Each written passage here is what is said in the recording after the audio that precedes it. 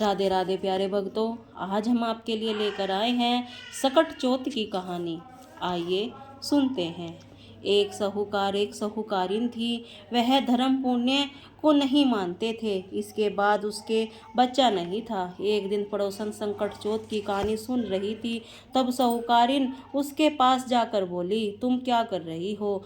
तब पड़ोसन बोली, आज चौथ का व्रत है, इसीलिए कहानी सुन रही हूँ। साहूकारिन बोली, चौथ का व्रत करने से क्या होता है? तब पड़ोसन बोली, अन्न धन सुहाग हो, बेटा हो या साहूकारण हो। साहूकारण की बहू बोली, अगर मेरे गर्भ रह जाए तो 1.25 सेर तिलकुट करूंगी और चौथ का व्रत भी करूंगी। उसके गर्भ रह गया। फिर वह बोली, मेरा लड़का हो जाए तो मैं 2.5 सेर का तिलकुट करूंगी।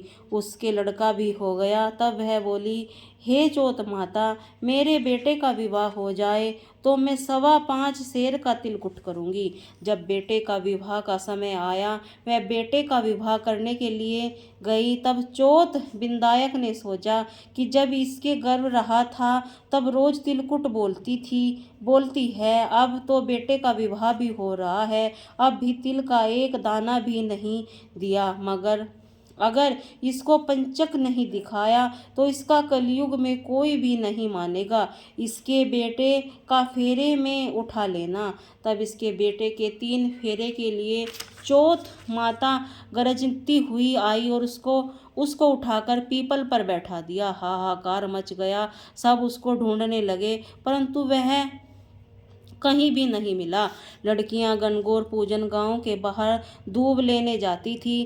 तब वह कहता, आ मेरी अर्धब्याही। यह बात सुनकर वह लड़कियां सूख कर कांटा हो गई। तब लड़की की माँ बोली, मैं क्या अच्छा खिलाती हूँ, अच्छा पहनाती हूँ, फिर भी तू क्यों सूखती जा रही है? तब बोली, जब मैं लड़कियों के साथ दूब लेने जाती हूँ तो एक पीपल में से एक आदमी बोलता है कि आ मेरी अधब्याही, और उसने मेहंदी लगा रखी है, सेहरा बांध रखा है। उसकी माँ उठी और देखा कि वह तो उसका जमाई है।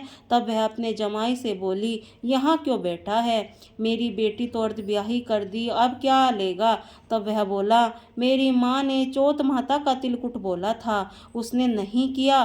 चौथ माता नाराज हो गई है, मुझे यहाँ बिठा दिया।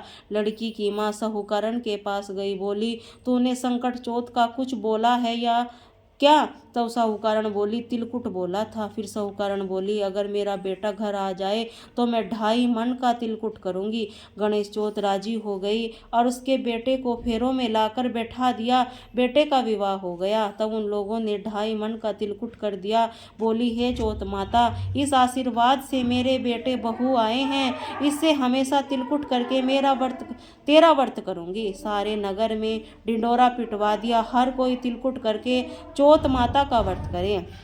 हे चौथ माता, जैसा उसके बेटे बहू को मिलाया वैसे सबको मिलाना।